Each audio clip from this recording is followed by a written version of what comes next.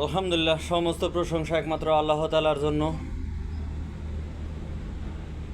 কয়েকটি কথা বলবো ভাই, যদি শুনে যান তাহলে অবশ্যই আপনার আমার সবারই কাজে লাগবে। তাই খানার কোনো শক্তি নাই, আল্লাহ তাআলার হুকুম, তাই খানা খাই।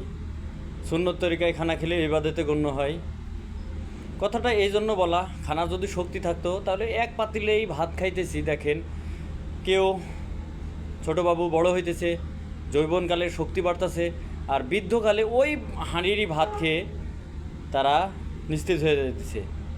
এই জন্য বলা হইতেছে খানার কোনো শক্তি নাই, আল্লাহ তাআলার হুকুম, তাই খানা খাই। কেননা যদি খানার শক্তি থাকতো, আল্লাহ তাআলার হুকুম না থাকতো ওর ভিতরে, তাহলে এক হাঁড়িরই ভাত খেয়ে দাদুও তো তাহলে বড় হইতো, বাচ্চাদের মতন দাদুও বড় হইতো। ইয়াং বয়স যারা খাইতেছে তারা যেরকম শক্তি পাইতেছে, দাদুও তো সেরকমই শক্তি পাইতো, বাপেরাও তো সেরকমই শক্তি পাইতো। এই জন্যই বলা হয়েছে খানার কোনো শক্তি নাই, আল্লাহ তাআলার হুকুম, খানা খাই। সুন্নত তরিকায় খানা খেলে ইবাদতে গণ্য হয়।